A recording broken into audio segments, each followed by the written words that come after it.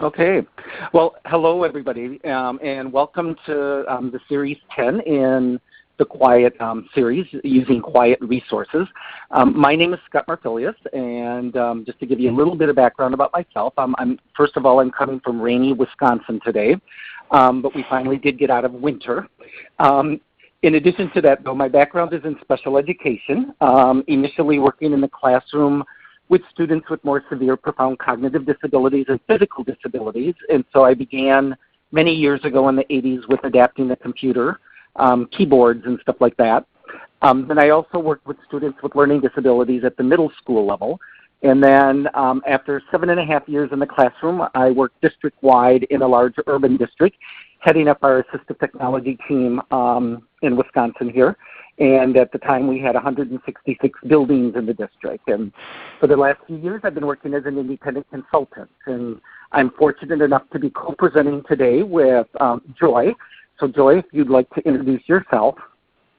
Sure. I'm Joy Zabala. I am a general educator who sort of accidentally became a special educator, and even more accidentally became an assistive technology person at my school and in my district, and then in a region and a state. And my current work is at CAST, the Center for Applied Special Technologies, related to accessible instructional materials. I'm the Director of Technical Assistance for the National Center on Accessible Instructional Materials.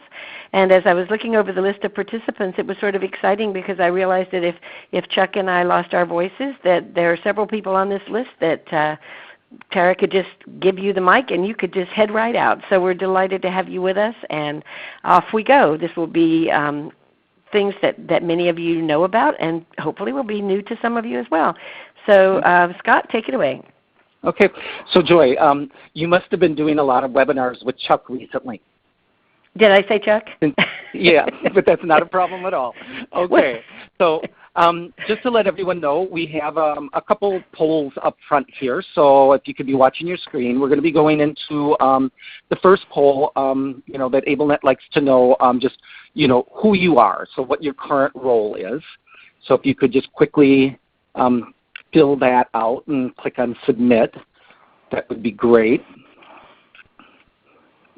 We'll keep taking a look here as people are responding. Wow, exciting.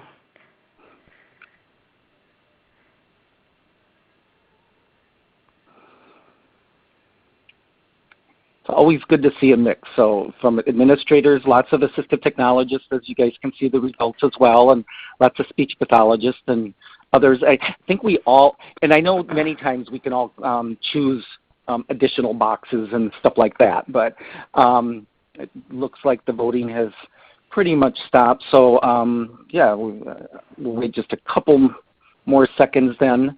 And I know many times we could choose multiple roles in that area. So I'm going to go ahead and, oops, we have a couple more that just came in. People are getting there. And we'll get ready to close the poll in 5, 4, 3, 2, and 1. So we'll close that poll and get ready to go to the next. So you can see the results there that we have. So a nice mix of people attending today. So this particular session is the last, it's number 10 in the series, and here are just some of the big ideas of what we're hoping to cover. First of all, many of us, when we do talk about QIAT, people are familiar with some aspects of QIAT, the quality indicators in assistive technology, but they're not always aware of all of the resources that are available. And so this session really is about locating and also giving ideas of how people have used the quality indicators in assistive technology resources. So we're going to be taking a look at the QIAT website. And Joy's going to be going over, and getting people familiar with the quality indicators if you're not familiar with them. We're also going to be taking a look at the QIAT matrices and the score sheet that's available. And Joy and I are going to be sharing different ideas of how, well, one, how we have used them, but also how other people in the community have shared how they've used the quality indicators within their district. So hopefully giving you additional ideas and suggestions as well. And then we'll also take a look at the QIAT Resource Bank. So those will be going live, on the web to be showing those. I think it's always beneficial to look at it live rather than looking at just a plain screenshot. So we'll keep our fingers crossed that technology is working with us today. And then also towards the end then, Joy is going to, and I will go over ongoing collaborations and opportunities. So we're going to be talking about participating on the QIAT listserv, and also giving ideas of how to search the archives, and then we'll also share where on the website we have different information about announcements and events. So now I know you did a poll that focused on what your role is. On this next one that Joy and I want you to do, what is your primary interest and responsibilities related to assistive technology? And that may be very similar to what you voted on the other one. However, in some cases, some people might be logged in, and even though they're a teacher role, they may be interested because of a child that they're working with as a parent or something like that. So if you could just go ahead and quickly do that one. We'll get the...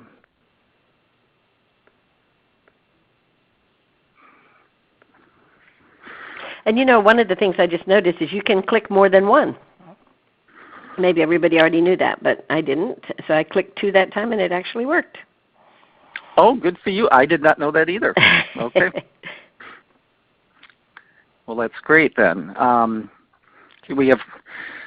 we'll wait just a little bit longer.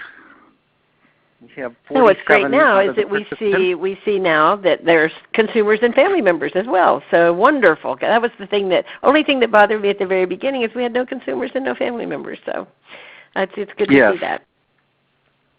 And it's very likely that, from judging from the first poll's results, that the consumers and family members are also somehow professionally involved in all of this, which is not uncommon at all. Yes, yeah, that's very true, Joy. So thank you.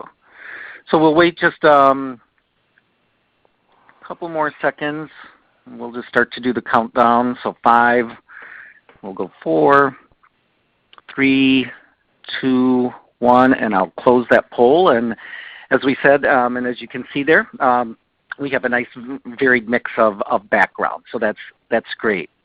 We have one more poll, and then we're going to be getting into the content. This poll is focused on what is your experience with the quality indicators. You can only choose one, I believe, in this one.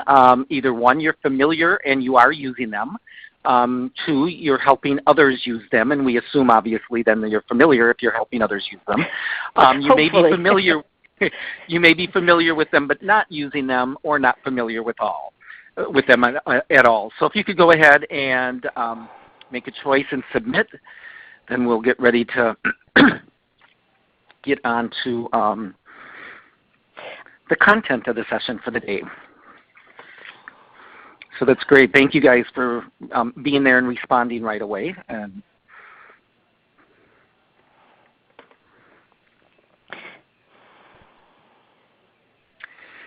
so we'll wait. So far, the one that is taking the lead, that people are familiar but not using them. And so hopefully as we go through things today, we'll give suggestions, because when you look at all of the materials and the resources available, and Joy probably would agree, I mean, it could be overwhelming at first. So we'll talk about different ways that people have used portions of it to assist them in their area. So. Great, and I think one of the things that we see as we look at this poll is that many people are on the QIAT list who really don't know the other things that are available to them as continuing and ongoing supports as well. So that's terrific that you're here. This will be hopefully a very useful session for lots of people. Yeah, and I'll get ready to close the poll then, and we'll just go to that 5, 4, 3, 2, 1, and I'll close the poll. And you have the results there, as Joy had mentioned, that many people are familiar but not using them, but quite a few people also are familiar in using them. And then there are a number of people not familiar at all. So we're going to go into the next part here, and Joy's going to cover some information and talk about a survey that was given to the QIAT list participants. So Joy? Okay. In 2012, we did a poll, but before I go into what the poll was about, I wanted to tell you that as of June 1st, which was 3 days ago, there were 3,301 participants on the QIAT list. So those of you who are on the list that don't realize how many people are out there with you, there are a lot of people, and they're in actually, I think, 11 different countries. Of course, the United States is the largest number represented, but there are also many, many other countries that are represented. English-speaking countries, but also non-English-speaking, where that's not the primary language. So as we started, in 2012 we did a poll because we wanted to know a number of things. Those of you who are on the list, who I suspect are the ones who are not really very familiar with the indicators themselves or perhaps are not using them, we wanted to know a little bit about who people were, because when you sign up for the QIAT list, you don't have to give any information. You just have to want to be there. So in our poll, 406 people responded, and what we found out was very much like you're seeing today. There are lots of people who are AT specialists, but there are also quite a few teachers, quite a few related service providers, a good many consumers, and administrators, which it was really good to see, rehabilitation professionals who are probably outside of the K-12 world, and then manufacturers of assistive technology are also involved. So you can see that it's quite a diverse group. And Scott, if you go to the next one. Mm-hmm. And we looked at, and what we found out was more than 50%, almost 60% of the people who were on the list had worked in assistive technology in some way for more than 10 years. At the other end, there were people who were brand new to assistive technology, but it was a much smaller group. But what was special, what we were excited to see about that is not only were people staying there for a long time, but that lots of people who were coming in who were relatively new. And if you're less than 5 years in assistive technology, you're probably still relatively new. And what I have to realize for myself is I've been in, we didn't even go as far on the poll as I've been in, which is probably close to 30 years, as Scott mentioned earlier. Before it was really called assistive technology, I was involved in how we might use microcomputers. And so what's nice to see is that people have been there quite a long time. But even when you've been here quite a long time, everything seems to be new every day, and I think it's because the technology is changing so quickly, and yet even when everything is new, there are some lasting truths, if you will, or some lasting principles that go beyond what the technology will do, but how we go about thinking about that technology. So the next one, Scott. And here you can see how often do you post to the list. There are a few people who post quite often to the list, but there are lots of people who post very rarely. And there are some people who have never posted. Many people that I didn't even realize were on the list will say to me at a conference, I'm on the QIAT list and I read and I read and I learn so much, but I never post. And so there are a lot of people in that particular category. And then have you shared resources for QIAT? In our poll, the vast majority of people, almost 95%, have actually shared some of the resources from both probably the list and also probably the ones that you're going to hear about in just a few moments. And some people, and I would suspect those are probably people who are newer, have not had an opportunity to do that. So have you downloaded a document from the QIAT website? Again, a very high percentage of people had downloaded a document. And then do you use the quality indicators? Over half of the people said yes, but a significant number of people, just like today, said no, that they had not. And some people, somewhat over 15%, didn't even know that there were indicators. So that was interesting for us to know because, again, list participation doesn't necessarily bring people to the place where all the resources are, which is what we're talking about today. Next slide, Scott. So in this one, how often is the information immediately useful to you? And many people said daily. Most people said weekly, that they find something that's immediately useful to themselves. Some of them said monthly. Actually, it was thrilling to us that nobody said never. So let's go to the next one. And what you see coming up most often when people talked about how they used the quality indicators, you see this is a Wordle, so you see that for reference and as a resource for team training in our district, as a guide, guidelines, assessment development, all of those kinds of things.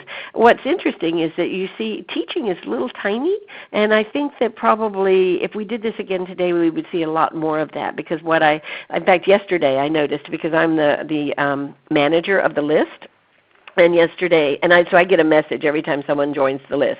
And there were a great many people who joined from the same email address, and it was an EDU. It was a higher ed address, and so I suspect that somebody's taking a class this summer and they're using the quality indicators as part of the work that they're doing. So let's go to the next one. And in this one, how do you use the QIAT matrices? And for those of you who are new to the indicators, who have not used them very much, you'll learn some more about what the QIAT matrices are. But the QIAT matrices are really something that helps people in their planning. And you can see in this one that that's one of the places it comes up in their planning, in their program, within their district, to look at how they're doing, certainly as a reference to say what's happening, and then teams also is a very big one. So, Scott, would you continue on? Yes.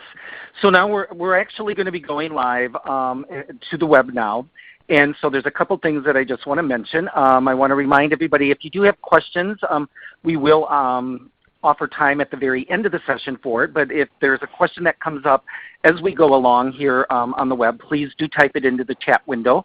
And Joy is going to be monitoring the question window when we're live, because my screen gets minimized and I don't get to watch that. So just bear with me a little bit here.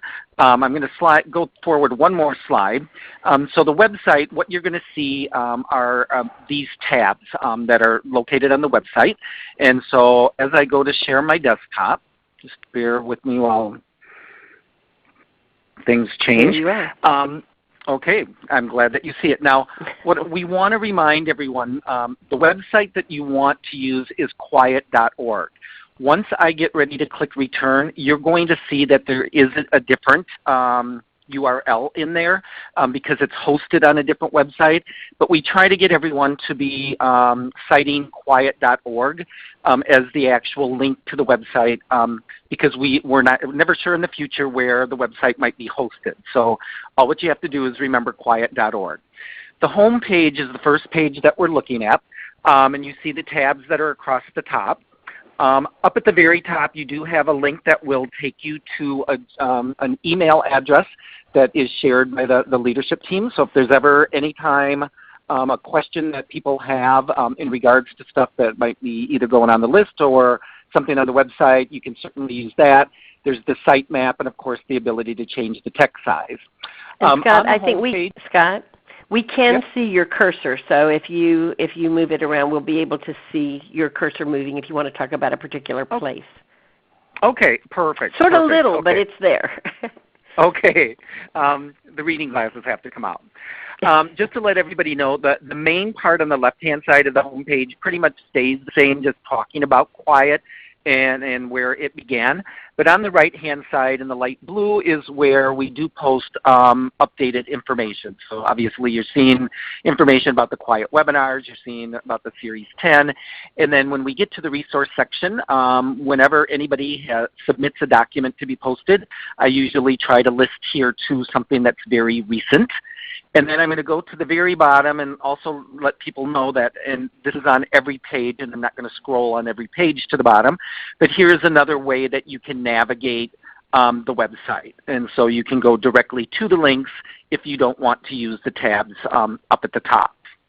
So I'm going to go back up to the top here, and we're going to get ready to go to the Indicators tab, where Joy is going to talk a little bit about them.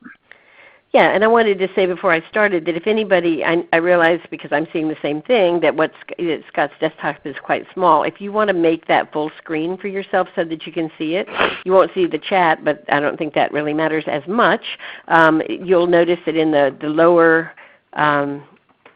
right-hand corner of your screen, there's a little expansion box. You can actually click that, or you can click full screen up at the top so that you can see it bigger if you'd like to do that. So I'm going to talk a little bit about the quality indicators themselves. What the indicators are is a list of what has been considered critical areas that people in assistive technology need to attend to. The areas that we have quality indicators for are consideration, assessment, AT and the IEP, implementation and evaluation of effectiveness. And I say those two together because they're so connected. Assistive technology in transition, administrative support, which is looking at that whole entire how do we move the whole system of assistive technology forward, and then assistive technology professional development. And in each of those areas there are 5 to 7 specific indicators. The key thing about the quality indicators is that the quality indicators don't say this is how you do it. They say this is something that needs to be present in your services for your services to be of high quality. And then what I think is really important is you would want to be able to say, how does this indicator show up in our services? And hopefully people would actually be able to articulate. It doesn't mean that the way it would show up in my services would be exactly the same as the district where Scott was, or would be the same as what's happening in Arizona, or would be the same as what's happening in Minnesota or anywhere else. But you would want service providers who are well informed, and everyone, not just service providers, but service providers, family members, individuals who are well informed to be able to say, this is how this is showing up in our services. And you could also say, and we're strong in this area and we're not so strong in that one. So Scott? Yeah. So Joy, in a bit I know you're going to talk about the matrices, but before you do, I just want to mention to everybody, because I know there were a number of people that weren't familiar with the quality indicators. Each of these areas have had like a 45-minute to an hour-long session on AbleNet University, and so those sessions have been archived. And so if you do want to take a look at each of these areas more in depth, I encourage you to go back and visit AbleNet University and take a look at them. And we'll be posting that information on our website as well in a little bit, but I guess maybe after this session. And the documents are available both in the Word format and the PDF. So I'm going to go ahead and click on the link for the QIAT matrices, just so that, and I'm going to scroll down, Joy, so that we can get one displayed. And then if you want to talk a little bit about the matrices, and then we can talk about how people would use them. Sure, and I have a message that I'm cutting in and out a bit. And so my question is, would it be a good idea for me to hang up and dial in again, or how serious is it? And Scott, I don't think you're hearing it, so. No, I don't see the chat window right now.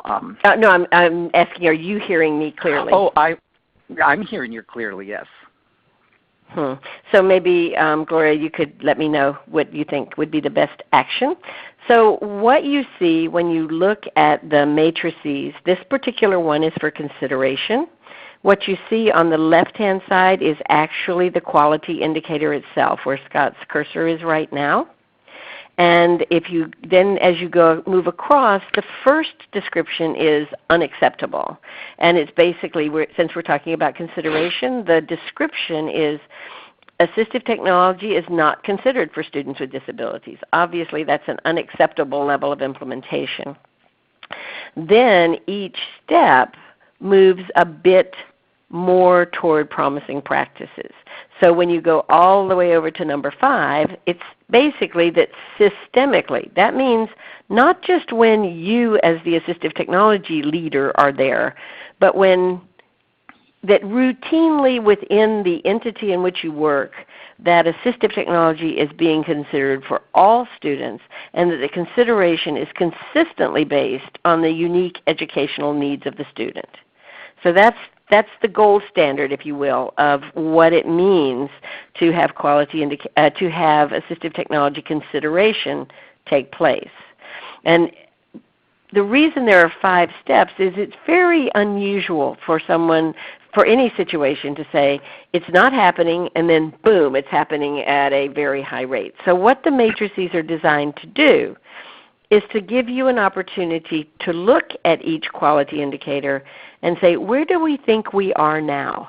And what you'll find typically is that You may be very high in one area, not so high in another area with another quality indicator. So this is a way to self-assess. And you may self-assess from your perspective as a service provider. You also may have a group who's self-assessing what's happening in our district, or a group that's saying what's happening in our state. These are also important for people who are making policy, because they can think about, do we have policies in place that really help people do these things at a very high level? Also, when people are making policy around assistive technology, one of the things we've found is often people are not totally clear about what they're making policy about. So reviewing the quality indicators and looking at the matrices has been very helpful for really providing some additional information. And when we think about family members doing this, then you're thinking about, what about the services that are provided to me, or what about the services that are provided to my child? How is that happening? So it's very, the quality indicators are meant to be very informational, and then the matrices themselves are to help with that self-assessment piece.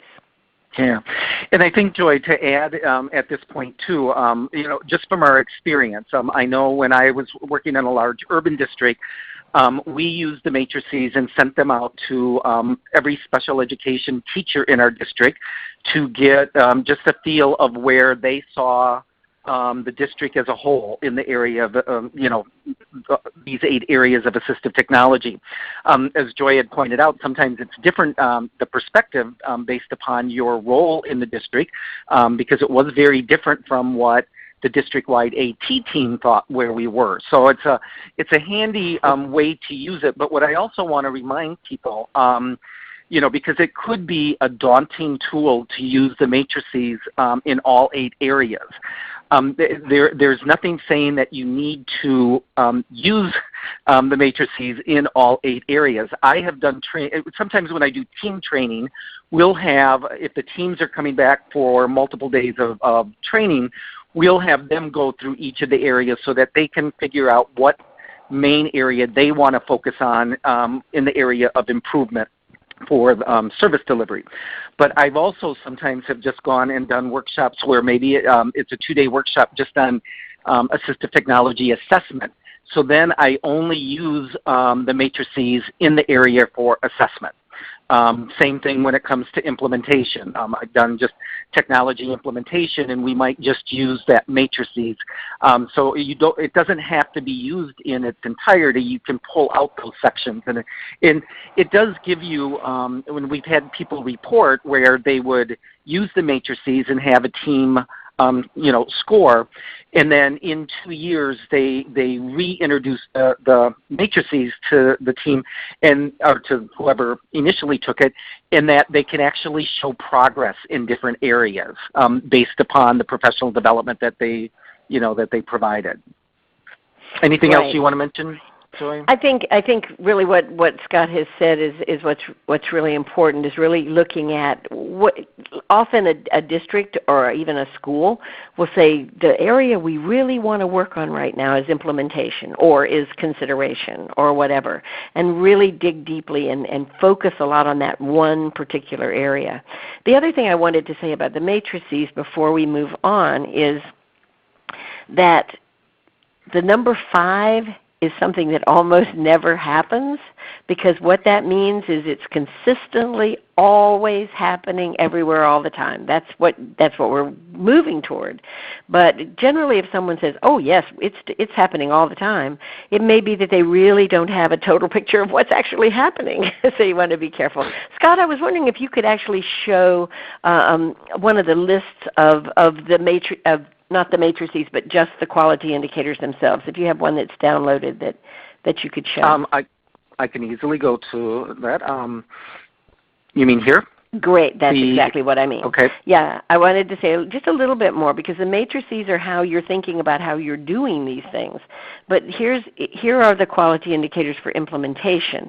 So even though you can't really read everything that's on the screen, what you can see is that, and just hold on for just a sec. So each quality indicator has the indicator itself, which is what you see in bold type, and it also has the main idea of that indicator underlined, like looking at number 6 where Scott is right now. That particular one is related to data.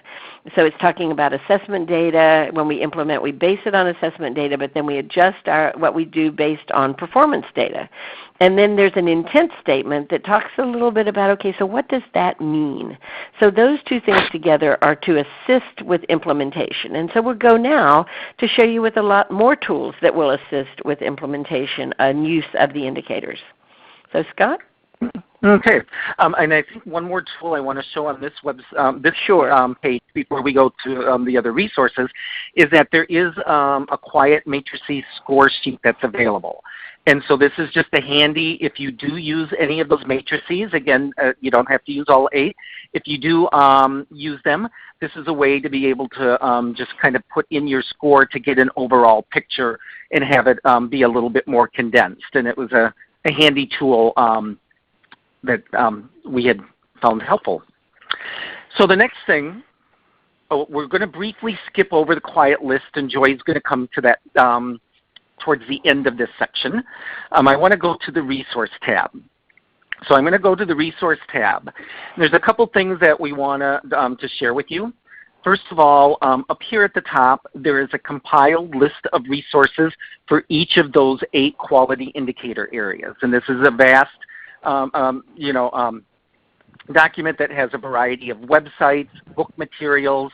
So if you are looking at just assessment, or if you're just looking at consideration, we tried to list a compiled list of resources for each of those areas. So that might be a document then that you can use to assist in any program improvement as well. In addition to it, you'll see that there are guiding documents. The guiding documents take the quality indicators that Joy just shared with you, and they actually go more in depth. They provide different stories, different examples. It's just another way that we try to share information. We know that everybody learns differently, and some people learn through examples and stories and things like that.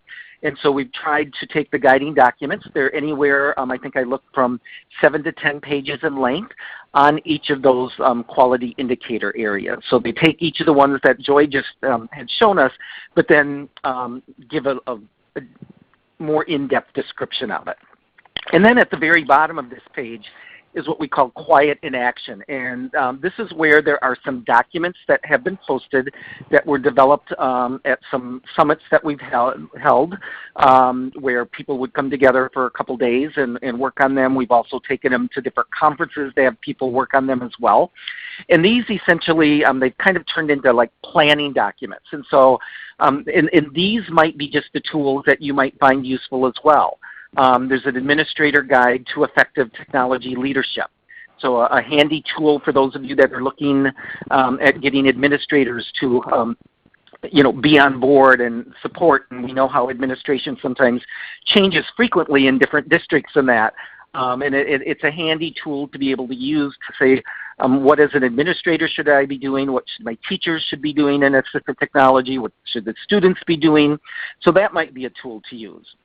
There's also some planning documents there. So and some of these documents, they're not meant necessarily that you need to use them verbatim. As you see that we did provide them in Word documents. Some people have shared with us that they take the initial planning document and then they adapt it to their district and personalize it. This would be a good time, Scott, for me to also, Rochelle has a question. That is this type of tool specifically for assistive technology in schools? And I think that's what Scott just talked about is a great place to talk about your question, Rochelle, because they were certainly developed for use in K-12 education because that was the big concern at the time. But what we found over the close to 17 years since they began to be developed is that people have taken the quality indicators themselves and said, how can we make these work in our entity, like higher education? There's a group that has been working on this in higher education. There are other people who have taken the quality indicators and made them more appropriate for pre-K or for early childhood intervention or for rehabilitation. So I think what the answer is exactly verbatim as they are. They are definitely K-12 education focused, but a number of years ago at CSUN, I was involved with Russ Holland in doing a pre-conference where what we did was we took the quality indicators and made them generic by taking out IEP and said service plan and things like that. So it's perfectly okay to do that. Without changing the intent, it's possible to change a few words so that it fits very well with the service group that you're in, or the stage of life that you're in if you're a consumer or a family member. So I hope that helps. Continue on, Scott. Sorry. Yeah. No, that's great, and thanks for sharing. Yeah, we definitely, like to hear how people have adapted it to their needs. I was just going to mention one more example here, and then we'll keep moving along. But one of the examples as far as how people have used it, one of the planning guides is an Assistive Technology Consideration Guide, and it's a one-page planning document. I'll just quickly bring it up, and this is not that you look at it in depth, but just to assist teams in going through the consideration process.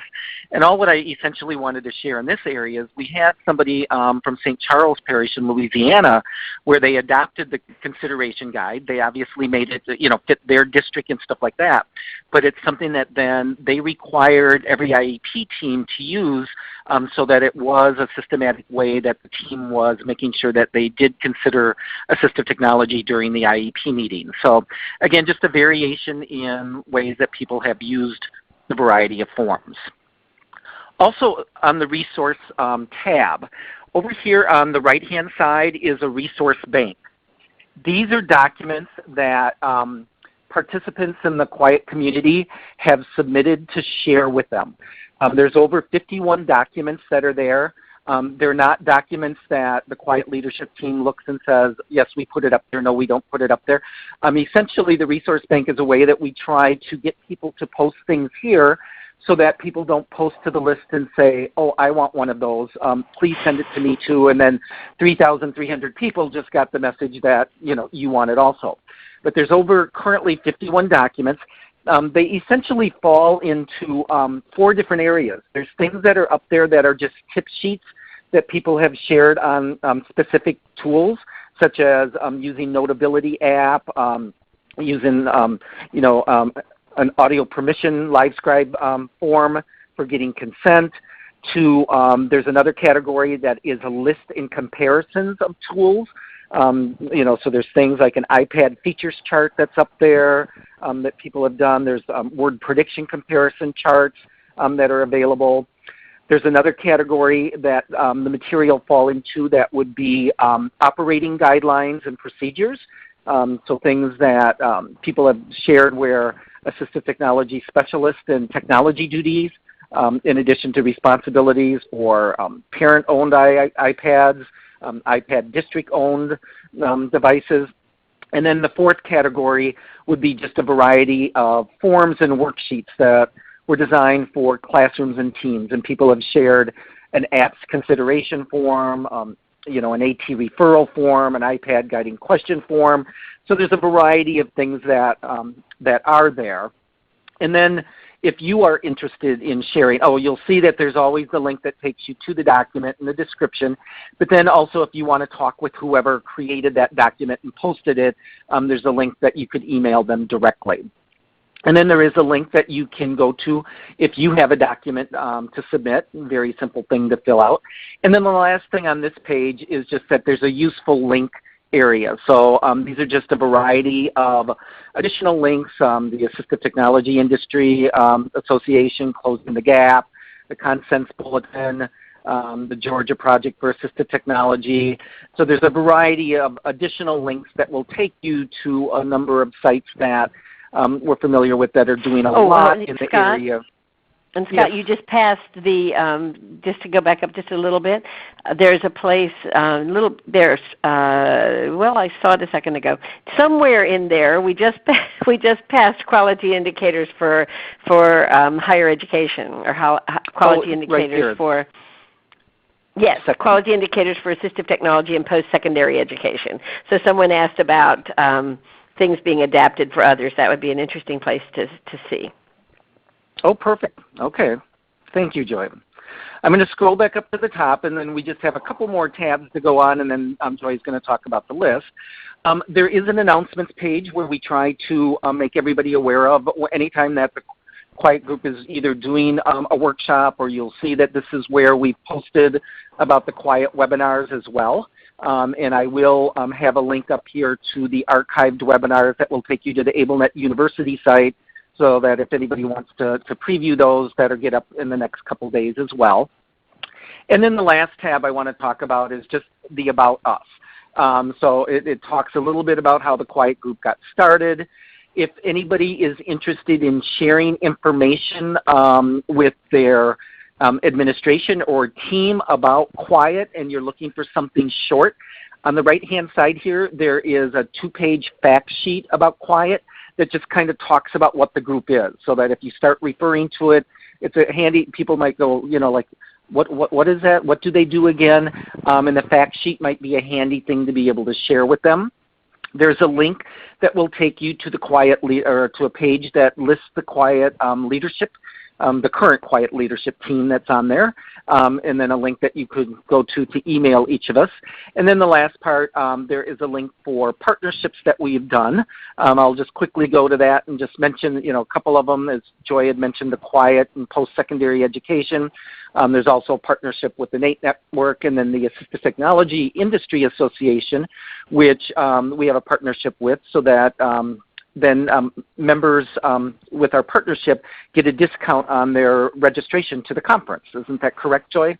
That's correct. So be sure that if you are on the QIAT list or involved with QIAT in any way, you can get a discount at ATIA registration. Okay, so I'm briefly going to stop sharing my screen, and we're going to go to one more poll here, if I find myself here. There we go. While you're finding it, Scott, Krista has asked, when developing assistive technology programs, which document would you recommend as the first two to start with? And I'm going to give you what I consider the right answer for almost every assistive technology question is, and there are people out there who I know are going, it depends. Depends. It depends. And so one of the things I think that you want to think about is what's currently happening and what's not happening. And very often people will start with consideration if that's not happening. But you also want to think very carefully about possibly starting with implementation, because that's sort of where the rubber meets the road. So if it's very likely, if it's typical, I think probably many people would again be nodding their heads this time, that there may not be very good assistive technology consideration going on or assistive technology assessment going on, but you still might see a lot of it being used in the classroom and without people even really knowing what they're doing. So I would say it's difficult to say, here's where you should start, because everything, the indicators, even though they're in those 8 different areas, the 2 on professional development and administrative support are sort of systemic, but the other 6 are so interrelated that it's probably a good idea to at least skim through all of them and say, is there an indicator here that would make a difference in this area? And what about an indicator here that would make a difference? So you might actually pick and choose a few different things from different areas so that you're looking across the board at what good implementation looks like. I don't know, Scott, would you want to add something to that? No, I agree. Sometimes if it's a local team, sometimes what they'll do is they might have their local team sit down and just kind of quickly as a team, first of all, individually fill out the matrices, but then as a team talk about where and it just becomes a tool where the team talks about where they feel that they need to go, and then they'll just focus on that area, depending upon how they scored. And so, and like I said, I've done workshops with districts where it was just on 18 assessment, and then so they were focusing mainly on that area to get their assessment process up and some documentation. So it does vary. So if you haven't voted on this next poll, go ahead. We're just curious because we're going to be talking about the list briefly here. Are you currently a member of the QIAT list? Yes, no, or no, you may be considering it. And that's great, those of you that said no and you may be considering it, because this next section, Joy is going to be taking us through and talking about it. But before we go back live to the web, the QIAT list, it gives us an opportunity about ongoing collaboration, opportunities, being able to participate on the list, searching the archives and things like that. So there's a wealth of things to be able to get into off of the list. And so I'm going to go back to sharing my desktop. And Joy is going to be giving us quick tips for participating on the QIAT list. And they are going to be quick. Go ahead, sorry. And before Joy begins that, I just want to remind everybody that the PDF document for the handout that Joy and I gave to Gloria that she sent out to everybody, we did include screenshots because we know technology doesn't always work. And so you'll notice that you do have screenshots of everything that we've been covering live. So you have that as a reference point after this webinar as well. Okay, Joy. Great. Thank you, Scott. So when we go to the QIAT List tab, you know a little bit about the list because I mentioned how many people, 3,301 as of today. It could be even more than that by today. That number, though, has been some few hundred over 3,000 for several years now. When the list first started, they asked me, because the list is housed at the University of Kentucky, which at that time I was working on my doctorate there. And they said to me, the list people at the university said, well, you know, how big a list do you think this is going to be? And I said, well, I don't know. And they said, well, we try to keep our lists under 200. And I said, oh my goodness, I don't think there's any way we could ever get to 200. So it's very exciting now to see that there are 3,300. And quite honestly, they've never come back to me and said, hey, we're kicking you off because you got too many. So it's worked out very nicely, and we appreciate the University of Kentucky's allowing us to continue to be there. So what you see on the list is, again, the list is open. I would say that probably many of you, not everybody, but many of you on this call know about the list. The key thing to remember, one of the key things to remember about the list is that everyone is there. So that when you're writing on the list, it's important to know that anybody who wants to be a part of that list is listening, and you write in a way, I think, that is inviting and thoughtful and not fussy. We have actually some guidelines, and Scott, if you'd point on the right-hand side of the page in the blue area, there are guidelines for list participation, and it's always good to have a look at that. There's also a link where you can join the list, leave the list, and you can change your delivery options. And one of the key things about the delivery options is that the list has a lot of activity. And again, with that many people, you're going to see a lot of activity. And the activity level, actually, sometimes people, this is now you see a screen that shows you how to go about doing these things. When you click on those, they really all take you to the same place. But you put in your email address and your name to get on the list. You don't need a password or anything like that. And you have the subscription type that you want to choose, the mail header that you choose, how you want acknowledgments, and then there's some other things there too. But the default is that you get regular mail. That means anytime anybody sends a message to the list, it goes out to all 3,301 people. Anytime, unless you change your delivery option to a digest or to an index. The one that we found the most useful for people is the HTML digest. But if you're not sure what one of those things are, all you have to do is click on the subscription type over on the very left-hand side of the page. And it will give you a description of what all of those registration types are. You see that and all of those different options and what that means. Typically, you want to make sure that you leave it on so that you get a copy of your own posts, because I get messages fairly frequently from people who say, I'm not seeing my posts, they're not there, and they may have changed that to that option. So typically you want to leave it as it is. But if you get too much mail, you can always go back to the digest, and again, preferably the HTML digest, because what you get in the other digest is a lot of machine translation language, and you sort of have to look. But in the HTML digest, you actually get a little attachment for every message, and you can open the ones that look interesting to you. So the other way that you can join and leave the list, and this is something just to tell you about because I don't think we can see it right now, is that at the bottom of every single message that goes through the list, there's a link that says join the list, leave the list, change my options. So if you don't remember to go to this page, you can find it right there. So Scott, shall we continue on? Do you have anything you'd like to add? No, I think what would be good now is about searching the archives. Is that? Yes, that's exactly right. So if you would click on Search the Archives, you can also do this. Go ahead. Oh, I was just going to say, so what I want to point out, you guys, notice that we're no longer on the QIAT.org website. As Joy had said, we're on the University of Kentucky website, so we don't have control over the design or anything like that. The server archives has to do with the listserv archive. So you're going to, if you click there, you get more archives than probably what you want.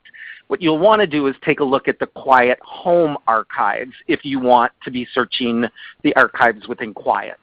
Okay, Joy.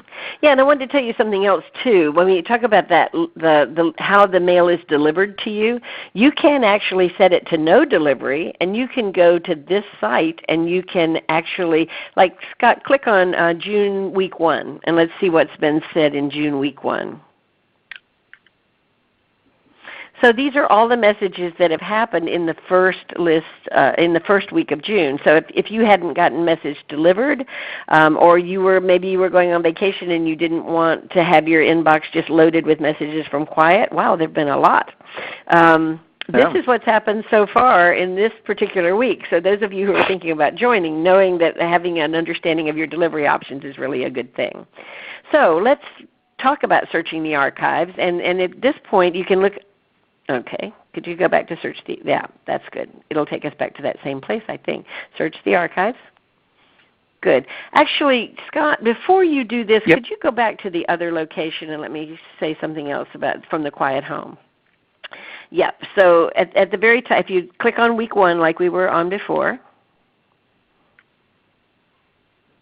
yep, up at the very top you see that you can sort by author. They're sorted by date right now, but you can sort by author, and that's if you want to know what somebody said, you can look. And this is only for this week. This is not the entire 17 years of archives, but just for this week when you're using it in this way. You can also put it in chronological order, and you can put most recent first. So there's lots of different ways you can arrange these to look at them. And then the options, Scott, could you read those options because it's hard for me to see? Sure. It says to show contributor list, and that's what's showing at the top. You can also hide that contributor list if you don't want to see that list. And then it's just back to the main QIAT page, join or leave the QIAT listserv or search. Right. Thank you. Okay, so let's go to the search. All right. When you get into the search the QIAT archives, now we're sort of where we could potentially get all of the archives. We can go through all those 17 years of archives and find what someone has said about a particular topic. You could search for, and it gives you an example. A lot of times I use the example of searching for, say, consideration. And if you search for consideration, what you'll find that consideration has been discussed a lot on the QIAT list, and you'll get many, many, many, many messages. But let's go down a little bit, and you can find out some more things. Let's say you want to know what subject we're talking about, and we still want to talk about consideration, but maybe so you might put in consideration. You then also might want to know what Scott Marfilius has said about consideration. So in the next box you could write Marfilius or Scott, if there's anybody named Scott. And then you can also say, but I only want to know what's been said since 2003. You want to know recent conversations. Then you can put in a date. If you don't put in a date, then you get anything. With what's there now, you'd get anything that Scott Marfilius had ever said about consideration. And you would have all of those messages come up. And then there's another place where you can sort by date and time, and several other kinds of descriptors that are there. And then once you have everything you want in there, then you can hit submit. And what happens when you hit submit at the bottom? And Scott doesn't want to show you everything he said. Oh, he's going to put mine in. Well, probably because I'm more. You may not have said anything about consideration. Yeah. So I've talked a lot about consideration over the years. So you'll see that there are. It will give you up to 50 things on one page. There happen to be only 14 matches that I talked about AT consideration as the actual subject line. But sometimes you'll see basically hundreds, and the page will have 50, and then it'll say more, and you can get more and more. And when you're looking at that, often, I don't see it right now, but often it will show you down at the bottom a little preview of what was said, because sometimes it'll be if you want to know about AT consideration and how it takes place, you don't want to necessarily spend time looking at a message that says there was no consideration of whether or not we were going to do this first or that first. That's not really AT consideration. So you can see those little previews, and that's very helpful. So we've only got a couple of minutes left, Scott, so we probably, hopefully that's given you a little bit of an idea about that.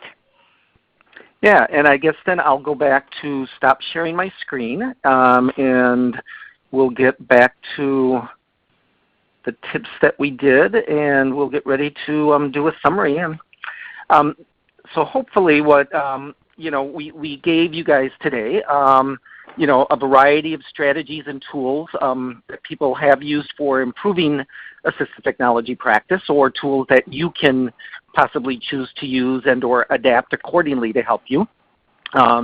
Joy at the beginning shared with you, the findings of our 2012 QIAT survey, and that always helps us as the leadership team decide where we need to focus on our activities. And then Joy gave us excellent tips when it came to searching the archives and the QIAT list, the participation, the quick tips, and all about collaboration. So with just a couple more minutes left then, we offered to take questions as we went along, but are there any questions, comments, any suggestions that people have?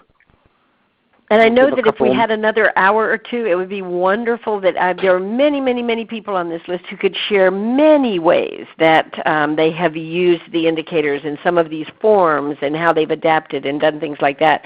I will tell you that that's a wonderful discussion for the QIAT list.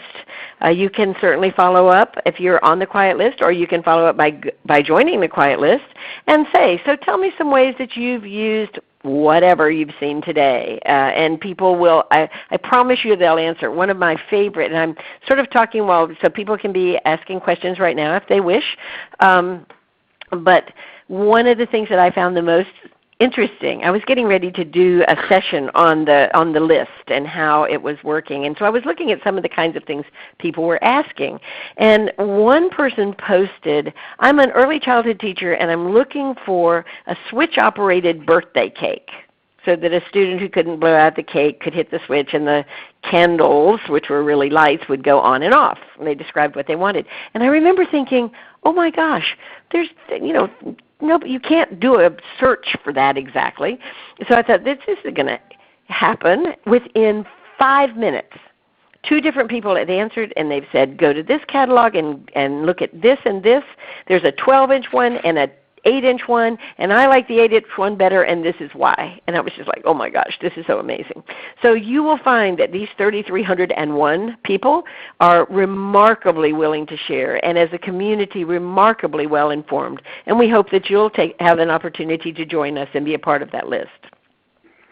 Okay, and I see I was going to answer Valerie's question, but I noticed that she figured out. Yeah, if on the QIAT.org website, I always recommend people just remember QIAT.org. You go to the QIAT list tab, and on the right-hand side is to join the lead and search the archive. That's the easiest thing to do, so that's great. Okay. With that, the other thing then as we get ready to kind of sum things up, we know that a number of you are familiar with and said you have been using the quality indicators.